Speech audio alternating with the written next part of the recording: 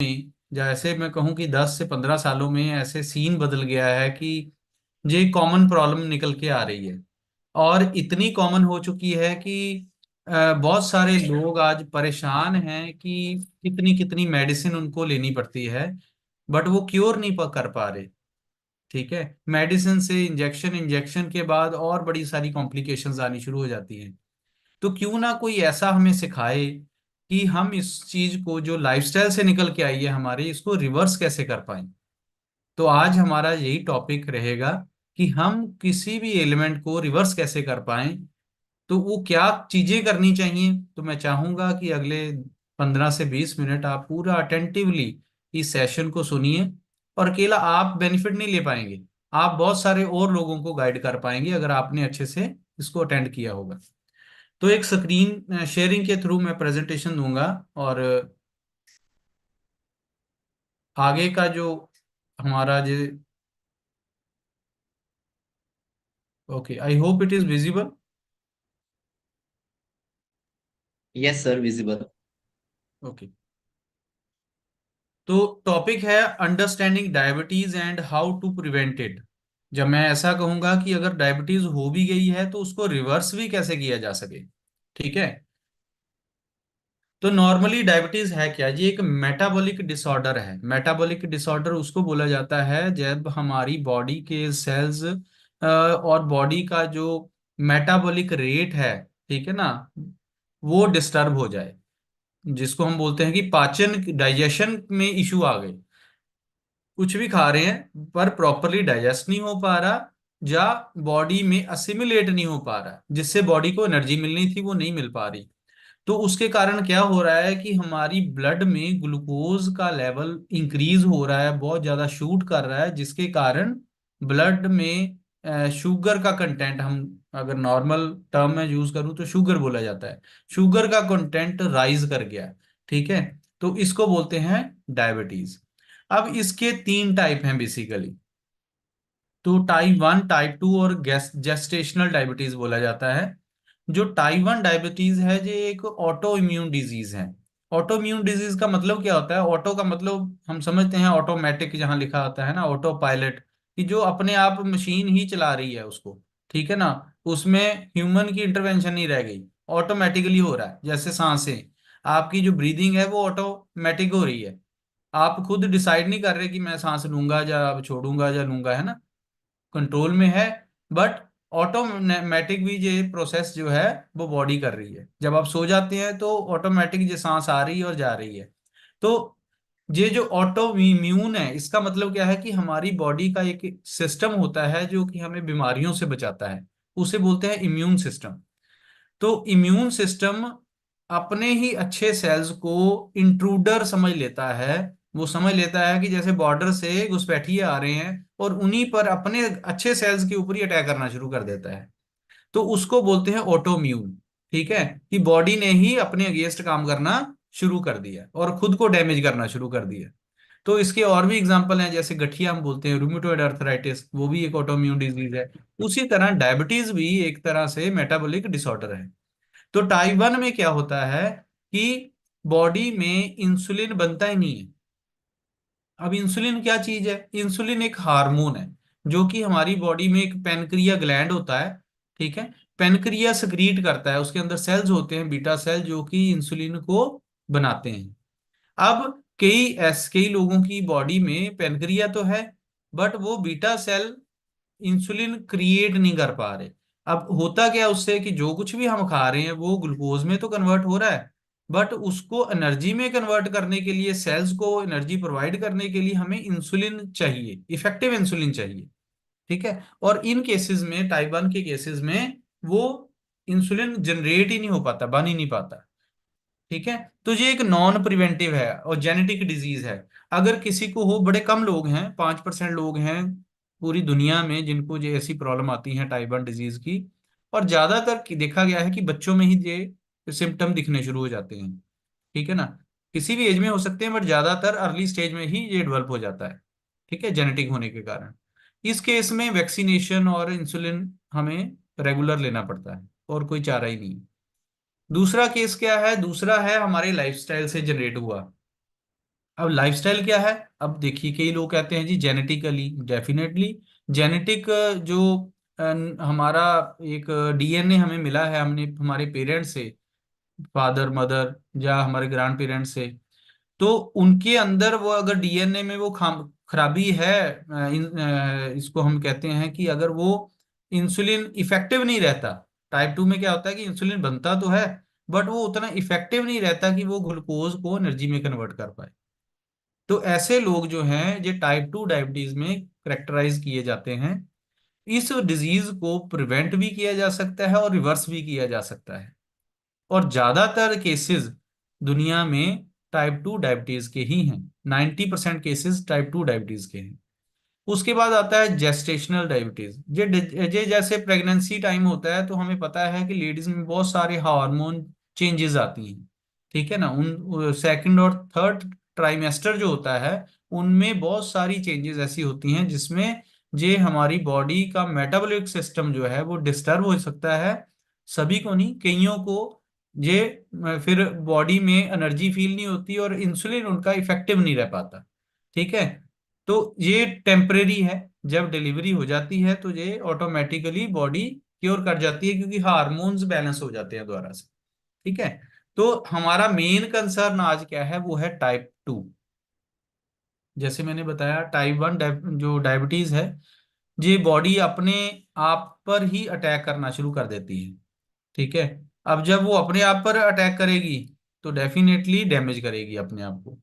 तो इससे होता क्या है कि डेफिशिएंसी होती है इंसुलिन प्रोडक्शन में, और जो बॉडी खुद पे अटैक कर रही है अच्छे सेल्स पे, तो उसके कारण ये डायबिटीज जो है, ये एक तरह से जेनेटिक है और अर्ली स्टेज में ही दिख जाती है, पता चल जाता है।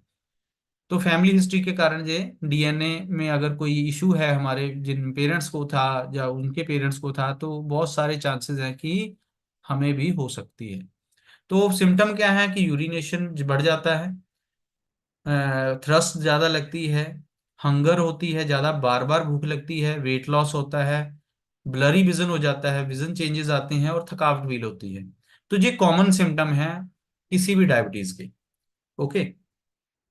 जैसे मैंने बताया था, टाइप 2 बहुत कॉमन है। 90 to 95% टाइप 2 डायबिटीज के लोग हैं जिनमें इंसुलिन बन तो रहा है, बट वो इफेक्टिव नहीं है। होता क्या है, जैसे ये हमारा पेट है ना, ये हमारा स्टमक है, और जहां पर पेनक्रिया है, ये वाला ग्रीन कलर में, और ब्लू कलर में ये हमारी बॉडी में जो हमने खाना खाया वो ग्लूकोज में कन्वर्ट हो गया। ठीक है, पेट ने उसको कन्वर्ट कर दिया, तो ये ब्लड स्ट्रीम में जाएगा। जो ग्लूकोज हमारी ब्लड स्ट्रीम में, ब्लड वेसल्स में जहां ब्लड फ्लो कर रहा है वहां जाएगा, और इंसुलिन पेनक्रिया से होके जाएगा। ठीक है, पेनक्रिया में बन रहा है, वो मिक्स होगा। अब यहाँ पे जो एनर्जी कन्वर्जन है वो होगा ग्लूकोज और पेनक्रिया दोनों की मदद से। तो सेल्स को, जो हमारी बॉडी में खरबों सेल हैं, उनको एनर्जी मिलेगी। होता क्या है कि सेल की जो ओपनिंग है वो इंसुलिन करता है। अब इंसुलिन जब सेल की कन्वर्ट को ओपनिंग करता है, तो सेल के अंदर हमारा ग्लूकोज जाएगा, बाइंड करेगा और सेल्स को एनर्जी मिलेगी। तो इस तरीके से हमारी बॉडी एनर्जी फील करती है। ठीक है। बट जिन लोगों की बॉडी में इंसुलिन इफेक्टिव नहीं रहता, तो जो जो जो ग्लूकोज है वो सेल के अंदर नहीं जा पाता, क्योंकि ग्लूकोज, इंसुलिन एक की तरह, मैंने बताया, जो सारे बॉडी के सेल्स हैं, इनको एनर्जी चाहिए, ताकत चाहिए। ठीक है। अब वो ताकत मिलेगी जो खाना खा रहे हैं, जिससे ग्लूकोज बन रहा है। ग्लूकोज जब अंदर नहीं जाएगा, सेल के बाहर ही रहेगा, तो हमारे ब्लड में ग्लूकोज की इंटेंसिटी बढ़ जाएगी। ठीक है, जब वो इंटेंसिटी बढ़ जाएगी, तो और सेल के अंदर नहीं जा पाएगा ग्लूकोज, तो हमारी बॉडी थका थका फील करेगी।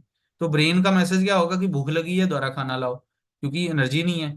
तो हम दोबारा खाना खाएंगे, तो ये साइकिल चलता रहेगा, बट वो ग्लूकोज सेल के अंदर नहीं जा पा रहा, इसलिए हमारी पूरी बॉडी में ब्लड में ग्लूकोज का लेवल शूट करता जाएगा, जो ब्लड ग्लूकोज बढ़ रहा है। ठीक है। तो इससे क्या होता है, इससे मल्टीपल इश्यूज क्रिएट होने शुरू हो जाते हैं हमारी नर्व सिस्टम में, हमारी आईज में, हार्ट में, आर्टरीज में।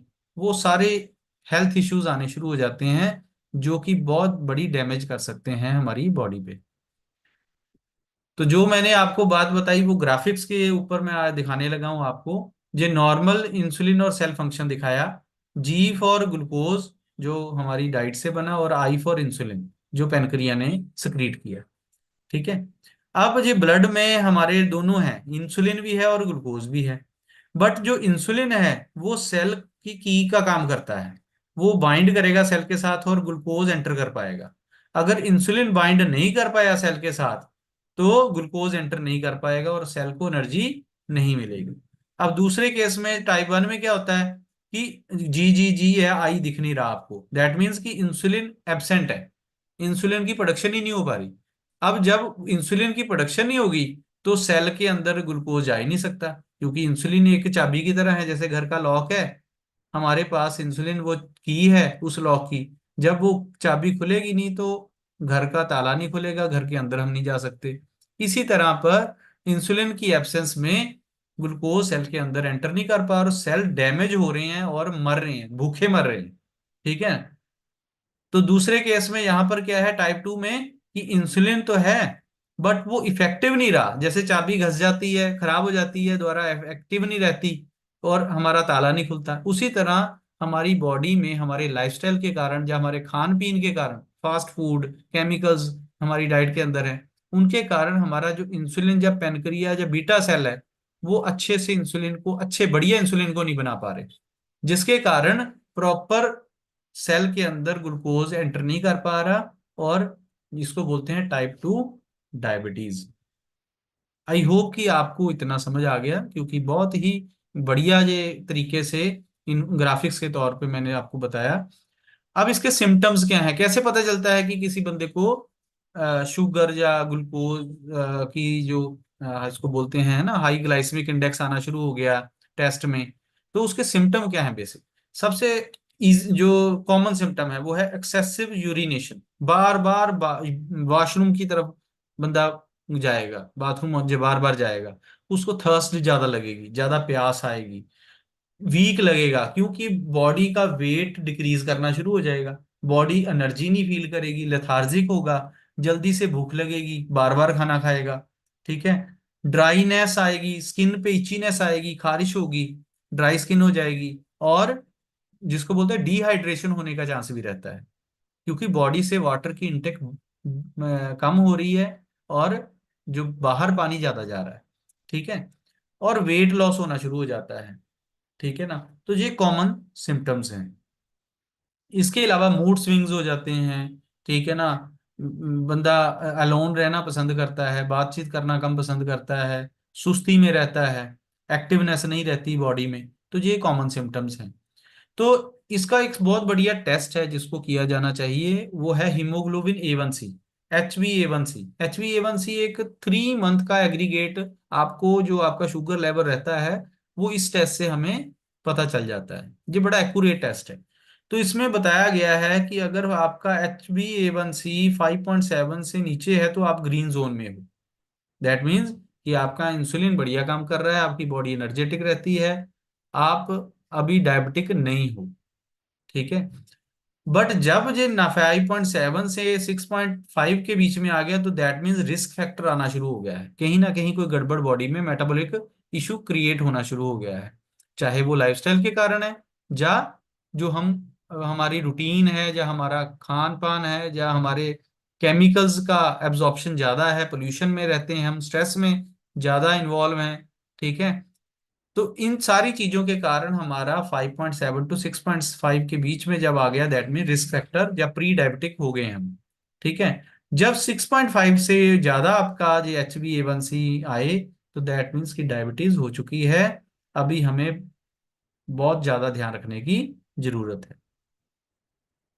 तो दोस्तों, ये एक ऐसे प्रॉब्लम है जो कि कहते हैं कि अंदर से खोखला कर देती है हमारे शरीर को। डायबिटीज अंदर से खोखला कर देती है, और बहुत सारी बीमारियां का को ये लेकर आती है अपने साथ। जैसे आंखों के लिए रेटिनल डैमेज हो जाती है, आंखें धुंधला दिखना शुरू हो जाता है, और धीरे धीरे आईज पर बहुत ज्यादा इम्पैक्ट आता है। किडनी डैमेज होती है, क्योंकि cells, kidney, heart damage, nerve damage, tingling और नंबनेस, हाथ पैर सुन्न रहते हैं। कई लोगों को हमने पूछा डायबिटीज हुए, उनको कई बार आइडेंटिफाई नहीं करते वो कि हमें डायबिटीज भी है, ध्यान ही नहीं देते। छोटे छोटे जो हमारे सिम्टम है उनको इग्नोर करते हैं। फिर क्या होता है, हाथ पैर सुन्न रहने शुरू हो जाते हैं। ठीक है, तो नर्व डैमेज के कारण है जी। अब हार्डनिंग ऑफ आर्टरीज, ये मैक्रोवेस्कुलर कॉम्प्लिकेशंस है। मैक्रोवेस्कुलर कॉम्प्लिकेशन का मतलब, जैसे मैं एक एग्जांपल के साथ आपको बताता हूं कि जो हमारे ब्लड वेसल्स है ना, उसमें क्या क्या आता है। आर्टरीज, वेन्स और कैपिलरीज होती हैं हमारी बॉडी में। और वो इतनी ज्यादा हैं कि अगर हम उनको जोड़ के एक लंबी लाइन बनाए तो कई बार अर्थ के हम रिवॉल्व कर सकते हैं, एक धागा जैसे लपेटते हैं वैसे अर्थ के आसपास हम वो आर्टरीज वेन्स का नेटवर्क बना सकते हैं। इतनी लंबाई है उनके अंदर, इतना दूरी है जो ब्लड उनके अंदर फ्लो करता है। अब ये हाईवे की तरह है, मान लीजिए जैसे हाईवे पे ट्रक चलते हैं, है ना। तो हमारी बॉडी में ग्लूकोज बढ़ रहा है, दैट मीन्स कि उन ट्रक में ब्लड फ्लो कर रहा है। ठीक है ना, ब्लड हीमोग्लोबिन फ्लो कर रहा है, तो ब्लड क्या है वो शुगर को लेके घूम रहा है हमारे ब्लड वेसल्स में से। अब ब्रेन को पता चल गया है कि शुगर शूट कर रही है, हमारे ग्लूकोज लेवल ब्लड में शूट कर रहा है। तो ब्रेन उन हीमोग्लोबिन को एक मैसेज देगा कि आप इन शुगर को हटाओ, अनलोड करो। तो नॉर्मली जैसे गाड़ियां चलती हैं तो अनलोड कहाँ करेंगी, वो हाईवे पे करेंगी। तो यहाँ पे हाईवे क्या है, हमारी ब्लड वेसल। तो ब्लड वेसल के आसपास वो डिपॉजिट होना शुरू हो जाता है शुगर, ग्लूकोज। जिससे क्या होता है कि वो आर्टरीज वेन्स हार्ड होनी शुरू हो जाती हैं। अब जब आर्टरीज वेन हार्ड होंगी तो आर्टरी वेन पंप करती हैं, जैसे हमारा हार्ट पंप करता है। तो आर्टरी वेन का फ्लेक्सिबल होना बहुत जरूरी है ना। जब वो हार्ड हो गई तो उनकी वो फ्लेक्सिबल नेचर खत्म हो गई, तो जिसके कारण ब्लड प्रेशर बढ़ना शुरू हो जाता है, हमारा बीपी शूट करना शुरू हो जाता है। उसके बाद नैरो होना शुरू हो जाता है पाथ, क्योंकि हार्ड हो गई, उनके ऊपर डिपॉजिट हो गया शुगर। तो उनका पाथवे स्लो, छोटा नैरो हो गया, जिससे हमारे ब्लड में कहीं ना कहीं क्लॉट बन सकते हैं, आर्टरीज में, वेन्स में। और वो हमारे ब्रेन को स्ट्रोक दे सकते हैं, ब्लड के फ्लो को रोक सकते हैं। तो जब ब्रेन को ये पता चलता है कि ये डैमेज होनी शुरू हो गई, आर्टरीज वेन्स हार्ड होनी शुरू हो गई, तो वो मैसेज क्या देता है कि नहीं अब ऐसे ना करो, अब जो मेजर ऑर्गन है वहां पे शुगर को डिपॉजिट करनी शुरू करो। तो वो मेजर ऑर्गन क्या है, लिवर, किडनी, अदर ऑर्गन। तो उन ऑर्गन्स के ऊपर वो शुगर का डिपॉजिट शुरू हो जाता है, जिसको हम कई बार बोलते हैं कि हमारा लिवर फैटी हो गया।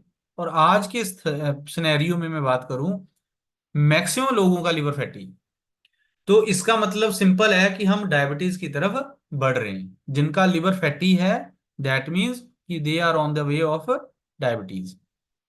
तो इस तरीके से हार्ट डिजीज, आर्टरीज की हार्डनिंग, स्ट्रोक, ब्रेन स्ट्रोक, ठीक है, और बहुत सारी लेग्स के क्रैम्प्स या हार्डनिंग होनी शुरू हो जाती है।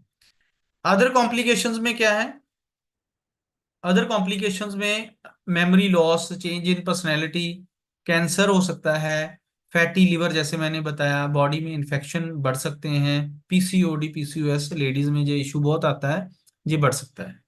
तो मतलब diabetes leads to a large number of diseases.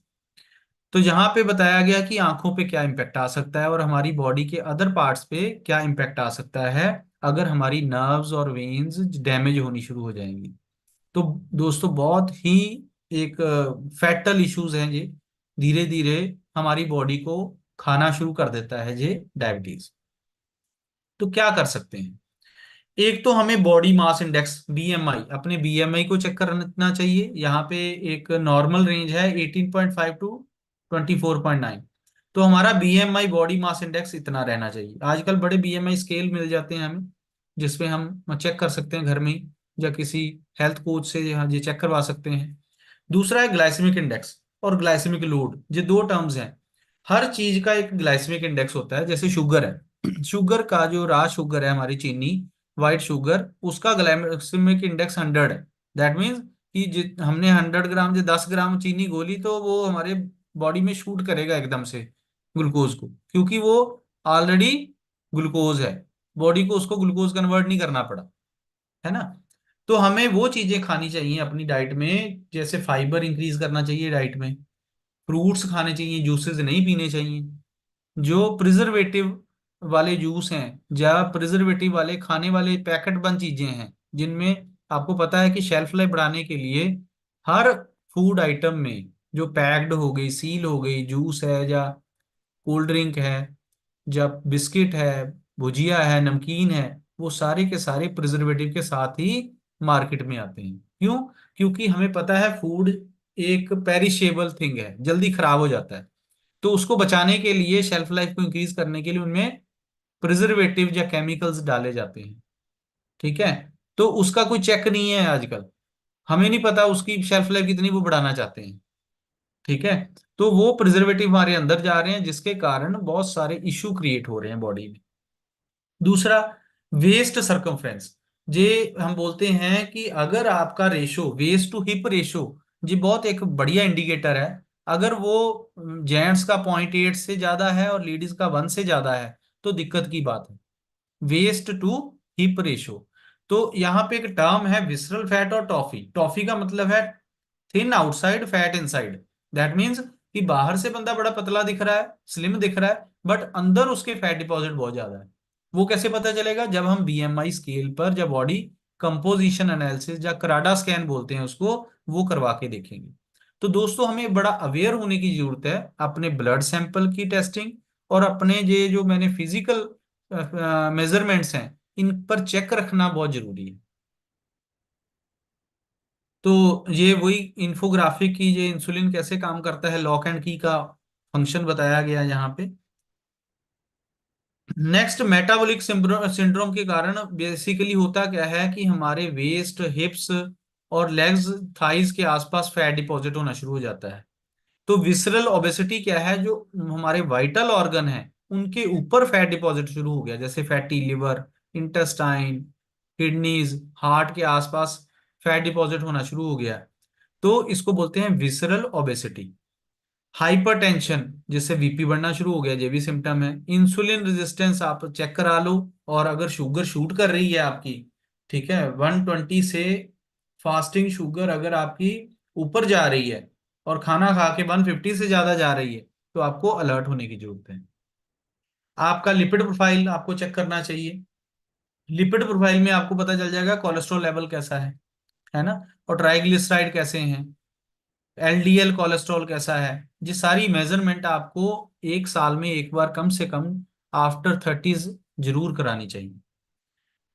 तो यहाँ पे बताया गया कि इसको रिवर्स कैसे कर सकते हैं। तो ये एक चीज मैं और आपके साथ शेयर करूंगा कि मेडिसिन किसी भी चीज का हल नहीं है। Prevention is better than cure, ये सभी ने सुना होगा कि अगर हम अवेयर हो जाएं और वो चीजें प्रिवेंट कर दें जो हमें नुकसान दे रही हैं, तो हमारी बॉडी ऑटो हीलिंग कर लेती है। ठीक है? तो टाइप 2 डायबिटीज लार्जली, अगर डाइटरी और लाइफस्टाइल को हम बढ़िया करें, डाइट और लाइफस्टाइल को बढ़िया कर लें, तो ये रिवर्स हो सकती है और हमें मेडिसिन से छुटकारा भी मिल सकता है। आज तक अगर आप देखेंगे कि ड्रग्स जो हैं, जो मेडिसिन हैं, वो मैनेजमेंट मोड है, वो क्योर मोड नहीं है। जो बंदा मेडिसिन खा रहा है वो कई सालों से मेडिसिन खा रहा है, पर वो क्योर नहीं हो रहा, ठीक नहीं हो रहा, और उल्टा उसकी डैमेज हो रही है बॉडी, क्योंकि मेडिसिन भी केमिकल है। तो अगर आपको ये मौका मिल रहा है कि आपकी मेडिसिन को रिवर्स किया जा सके और हेल्थ को बढ़िया किया जा सके, तो कैसा रहेगा? तो उसके लिए हमें क्या करना पड़ेगा? हमें अपने लाइफस्टाइल को बदलना पड़ेगा। जिस लाइफस्टाइल के कारण ये प्रॉब्लम क्रिएट हुई है उसको चेंज करना पड़ेगा। ठीक है ना? तो आजकल की हेल्थ जो सिनेरियो है उसका मैं कुछ फैक्ट दिखाने बताने लगा हूं कि आज के टाइम में फिजिकल हेल्थ को ही फोकस दिया जाता है ना। हमारी इमोशनल, मेंटल, स्पिरिचुअल हेल्थ का हमें पता ही नहीं है ज्यादातर केसेस में। ठीक है? तो वो चीजें भी हमारे सिनेरियो में आनी चाहिए। दूसरा, फोकस ट्रीटमेंट जब की जाती है तो वो ट्रीटमेंट बीमारी के बाद आप डॉक्टर के पास जाते हो, जब आप हेल्दी हो आप डॉक्टर के पास नहीं जाते। ये सिंपल सी बात है। बट बीमारी तो अंदर बन रही है। दैट मीन्स कि हम प्रिवेंट नहीं कर पा रहे क्योंकि हम अवेयर नहीं है। अगर आप अवेयर हो जाते हो तो आप वो चीजें प्रिवेंट करनी शुरू कर दोगे जो आपको बीमारी की तरफ लेकर जा रहे हैं। दूसरा, केमिकल मेथड ये सारे ट्रीटमेंट के, और ना तो डॉक्टर के पास कंसल्टेशन के लिए इतना टाइम है क्योंकि उसके पास भीड़ लगी हुई है, उसकी ओपीडी में बहुत नंबर है, और वो एज ए बिजनेस क्या चाहता है कि मेरे पास ज्यादा से ज्यादा लोगों को मैं डील कर पाऊं। तो हर बंदे की एक प्रॉपर ट्रीटमेंट या काउंसलिंग नहीं हो पाती, उसके लाइफस्टाइल को नजरअंदाज कर दिया जाता है, जिसके कारण जो इशू है वो बढ़ता जाता है। पहले होते थे फैमिली फिजिशियन, जैसे हम सुनते थे कि हमारा फैमिली डॉक्टर है ना, उसको हमारे फैमिली, हमारी पेरेंट्स, हमारे उनके पेरेंट्स, दादा दादी का भी पता रहता था कि उनके इश्यूज क्या थे हेल्थ के और हमारे चैलेंज क्या बन सकते हैं। तो वो हमारी डाइट पैटर्न चेंज कर देते थे। बट आज के डॉक्टर को हमारा डाइट पैटर्न नहीं पता, वो सिर्फ मेडिसिन पे डिपेंड कर रहा है। ठीक है। और आज टाइम है सुपर स्पेशलिस्ट का। तो अलग अलग डॉक्टर्स अलग अलग प्रॉब्लम को ट्रीट करते हैं, जिससे मेडिसिन का नंबर बढ़ जाता है। एक एक बंदा जब हॉस्पिटल जाके आता है तो उसके पास एक पूरा लिफाफा बड़ा बैग होता है मेडिसिन का। तो वो आपस में इशू भी आते हैं, है ना। जो मेडिसिन है तो केमिकल, बॉडी में वो साइड इफेक्ट भी देते हैं। इस तरीके से एक जाल में हम उलझ जाते हैं, केमिकल के जाल में। और बॉडी उस चीज को कंफ्यूज करती है और बीमार होती जाती है। मैनेजमेंट मोड फिर एक ड्रास्टिक मोड ले लेता है और बीमारियां बढ़ती जाती हैं।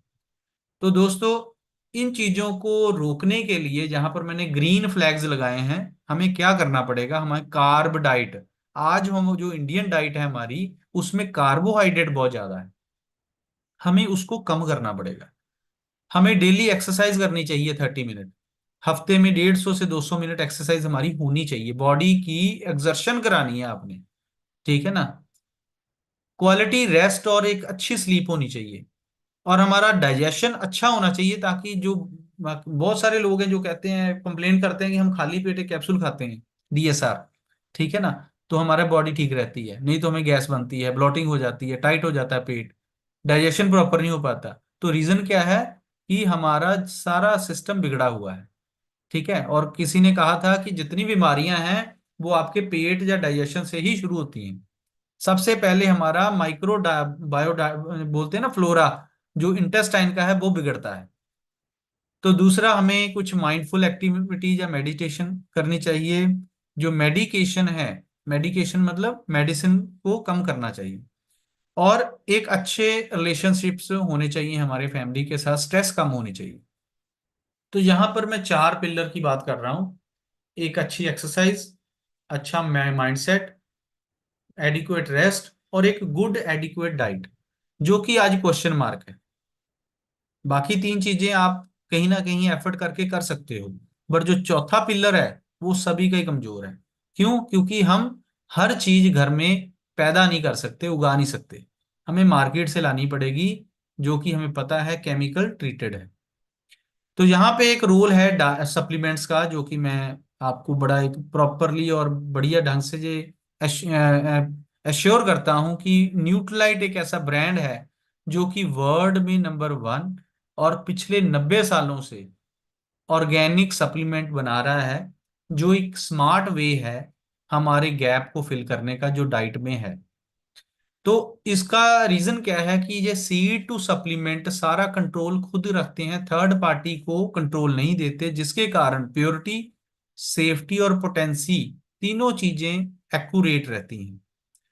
तो डायबिटीज के केस में हम अपने लाइफस्टाइल के साथ साथ गुड एक्सरसाइज, गुड स्लीप और गुड माइंडसेट के साथ अपनी डाइट को कैसे इंप्रूव कर सकते हैं, तो वहां पे ये कुछ सप्लीमेंट्स हैं।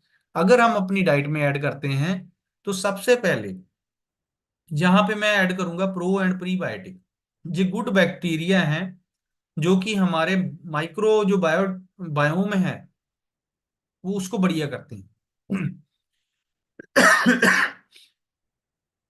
ये आंवला, AVH बोलते हैं, हरड़बीड़ा आंवला, उसका एक्सट्रैक्ट होता है इसमें, जो कि डाइजेशन को सही रखते हैं, हमारी कॉन्स्टिपेशन को दूर करते हैं। फाइबर इंटेक, ये सॉल्युबल फाइबर है जो कि हम खाना खाने से आधा घंटा पहले पानी के साथ 2 बार दिन में ले सकते हैं। तो ये 3 चीजें हमें हमारी गट को रीसेट करने का काम करती हैं। जब हमारी गट रीसेट होगी, डाइजेशन क्लीन हो गया, डाइजेस्टिव ट्रैक सही हो गया, ठीक है ना, जहां पर गाड़ियां चलनी है वो सही हो गया, तो हम जो भी उन गाड़ियों में डालेंगे, मतलब डाइजेशन के लिए, मेटाबॉलिज्म को सही करने के लिए जो भी डालेंगे वो बढ़िया रिजल्ट देगा। तो यहाँ पे मधुनाशनी सौंठ और तवाक दालचीनी के एक्सट्रैक्ट से ये हर्बल रेमेडी है जो कि हमारे ग्लाइसेमिक इंडेक्स को कम करती है और शुगर को कंट्रोल करती है। तो ज्यादातर देखा गया है कि इंसुलिन का प्रभाव के कारण हमारा मोटापा बढ़ना शुरू हो जाता है बहुत सारे लोगों में। ठीक है, रहते लेथार्जिक हैं बट मोटापा बढ़ना शुरू हो जाता है। तो उनके लिए यहाँ शेक मिक्स है, ये लिया जा सकता है।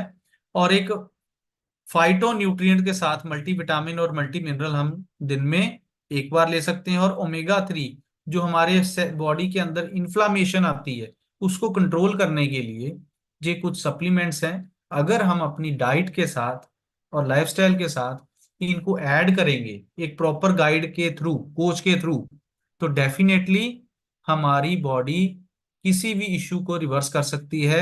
और डायबिटीज जो कि जैसे मैंने बताया हमारी बॉडी को खोखला कर रही है और इसका कोई हल अभी तक नहीं निकाल पाया। और एक अगर मैं एक बात ऐड करूं कि कोई भी प्रॉब्लम हमारी जो शुरू हो रही है उसका कहीं ना कहीं डायबिटीज के थ्रू ही चैनल है।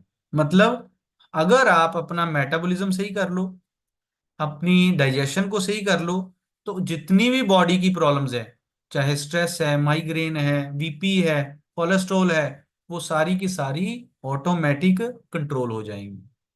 Thank you. ये मेरी प्रेजेंटेशन थी। Over to host.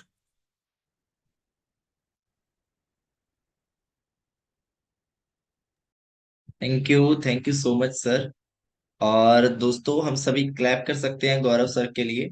उन्होंने बहुत ही सिंपल वर्ड्स में, जितना सिंपल हो सकता है ना, बिल्कुल जैसे उन्होंने बताया कि पास्ट टीचिंग से संबंधित है, तो पूरी जो स्किल सेट है उन्होंने यूज किया यहाँ पर।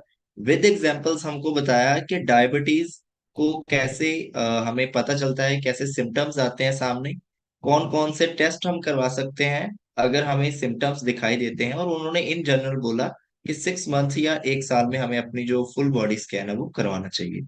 उसके अलावा उन्होंने बताया कि डायबिटीज के कारण क्या क्या इफेक्ट हैं हमारी बॉडी के ऊपर, क्या क्या कॉम्प्लिकेशंस इसकी बढ़ सकती हैं, इसको प्रिवेंट कैसे किया जा सकता है और इसको रिवर्स कैसे किया जा सकता है कि अगर डायबिटीज है तो उसका सोल्यूशन हमारे लाइफस्टाइल में है, हमारी मेडिकेशन में नहीं है। तो वो सब हमने आज यहाँ पर सीखा। तो थैंक्स कर सकते हैं, एक बार जबरदस्त क्लैपिंग कर सकते हैं सर के लिए। हम वर्चुअल क्लैप कर सकते हैं। So thank you so much Keshav sir, hats off to you. और जैसे कि एक्सपेक्टेड था उससे बढ़कर आपने बहुत ही सिंपली इसको एक्सप्लेन किया है। तो अभी हम सेशन के अगले पार्ट की तरफ बढ़ते हैं दोस्तों। तो हमारे साथ जो भी दोस्त जुड़े हैं, जो भी उन्होंने वैसे तो इतने डिटेल में बताया, लेकिन अगर फिर भी किसी का कोई क्वेश्चन हो तो आप हैंड रेज कर सकते हैं या चैट बॉक्स में टाइप कर सकते हैं, सो दैट हम उसके बारे में थोड़ी और डिस्कशन कर सकते हैं। तो अगर आपके का किसी का क्वेश्चन है तो आप हैंड रेज कर सकते हैं या चैट बॉक्स में अपना क्वेश्चन डाल सकते हैं।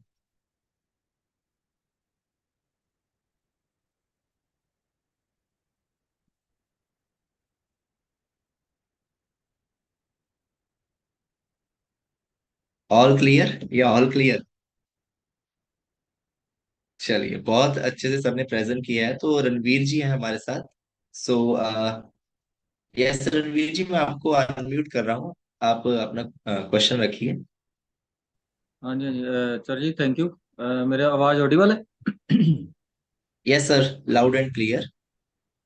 ओके। तो पहले तो मैं गौरव जी का थैंक यू कर रहा हूँ कि जिन्होंने बहुत ही बढ़िया तरीके से हमें इंफॉर्मेशन दी है।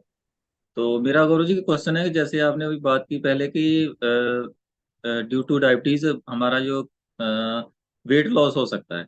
तो हम्म। अगर वेट लॉस हो सकता है उसके अपोजिट हम बात करें कि वेट गेन भी हो सकता है due to diabetes some cases में। हाँ जी, हाँ जी, बिल्कुल। देखिए दोनों ही चीजें हैं। जैसे आपने थायराइड के बारे में सुना होगा कि थायराइड में कुछ लोगों को वेट लॉस होता है और कुछ लोगों को वेट गेन होता है। एक ही बीमारी अलग अलग तरीके से एक बॉडी में एक्ट करती है। सिम्टम सेम रहते हैं, ज्यादातर ज्यादातर जो कॉमन सिम्टम है वो सेम रहते हैं। ठीक है। अब वेट लॉस क्यों होता है? क्योंकि बार बार यूरिनेशन हो रहा है, बॉडी में से मिनरल डेफिशिएंट हो रही है बॉडी, क्योंकि हमारी बॉडी में 70% वाटर है। ठीक है। और जो 70, जब वाटर ज्यादा बॉडी से एक्सपेल होगा, ठीक है, तो बॉडी से मिनरल भी एक्सपेल होंगे।